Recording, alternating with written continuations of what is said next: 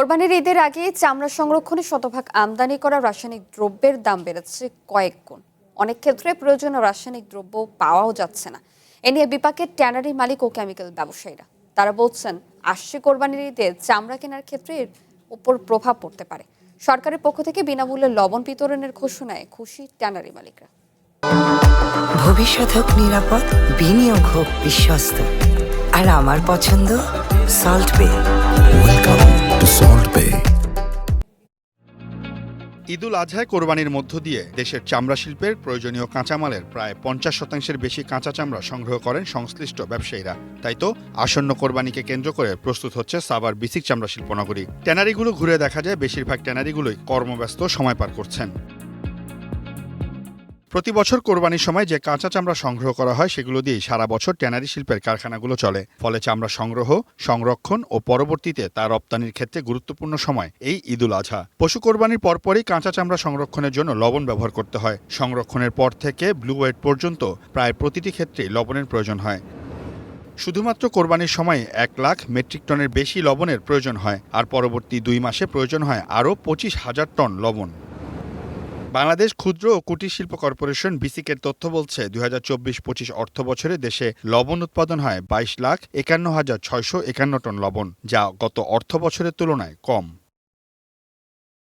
তবে আসন্ন কোরবানির ঈদ ঘিরে চামড়া সংরক্ষণে সরকারের পক্ষ থেকে বাণিজ্য, শিল্প, বস্ত্র ও পাট শিল্প মন্ত্রণালয় বিনামূল্যে লবণ বিতরণের ঘোষণা দেয়। কোনো চামড়া যেন নষ্ট না হয় সেজন্য সরকারিভাবে লবণ সরবরাহ, প্রশিক্ষণ এবং প্রচার কার্যক্রম চালানোর কথাও জানানো হয়। সরকারের এমন উদ্যোগে খুশি বাংলাদেশ ট্যানার্স অ্যাসোসিয়েশন। তবে এ সকল কার্যক্রমে সরকারের নজরদারি বাড়ানোর দাবিও জানায় সংগঠনটি। এবছর আমাদের জানা মতে লবণের পর্যাপ্ত বাম্পার ফলন হয়েছে।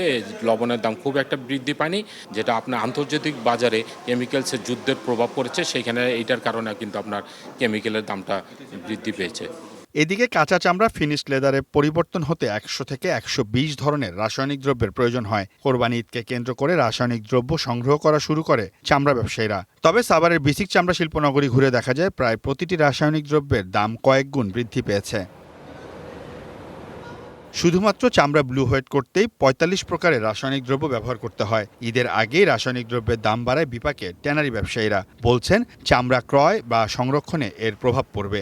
1 কেজির দাম যদি আপনার 50-60 টাকা হয়, আর এখন যদি আমার এটা 250 টাকা দিয়ে কিনতে হয়, তাহলে আমার তো মেকিং কস্ট এমনি অনেক বেড়ে গেল। আর চামড়া তো আপনার পচনশীল দ্রব্য, এটা তো আমি ট্রেনিং না করে থাকতেও পারবো না। অ্যাসিড ছিল 45 টাকা, এখন হলো 250 টাকা।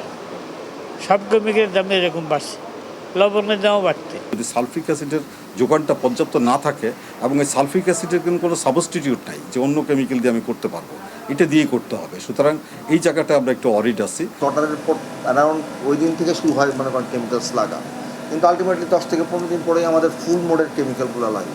তার মানে আমাদের এখন এলসি করতে হবে, দিস টাইম এলসি করতে হবে। কিন্তু আমি এখন এলসি করলে তাহলে আমার এই মালটা আসবে ধরার কথা জুনের শেষের দিকে বা জুনের মাঝামাঝি হয়তো আসবে। তো আলটিমেটলি এখন আমরা যাই এখন আমাদের 30% অলরেডি কেমিক্যাল ইনক্রিজ করতেছে। দেশের চামড়া শিল্পের প্রায় শতভাগ রাসায়নিক দ্রব্যই বিদেশ থেকে আমদানি করা হয়, যার বাজার মূল্য বছরে প্রায় 600 কোটি টাকার বেশি। আমদানি করা রাসায়নিক দ্রব্যের প্রায় বেশিরভাগই আসে ইউক্রেন, ইরান থেকে।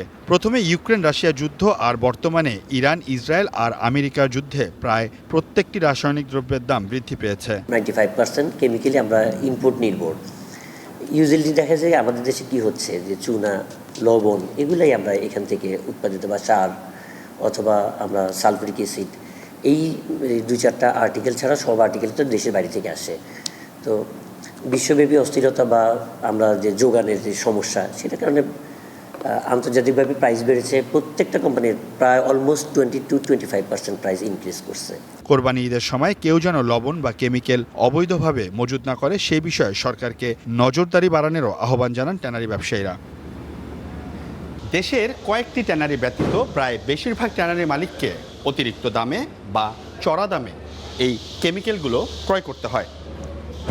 এই ব্যবসার সাথে যারা জড়িত তারা বলছেন, পাশের দেশ ভারতের মতো বাংলাদেশেও যদি একটি কেমিক্যাল শিল্প গড়ে তোলা যায়, তাহলে প্রায় অর্ধেক দামে এই কেমিক্যালগুলো ক্রয় করতে পারবেন তারা।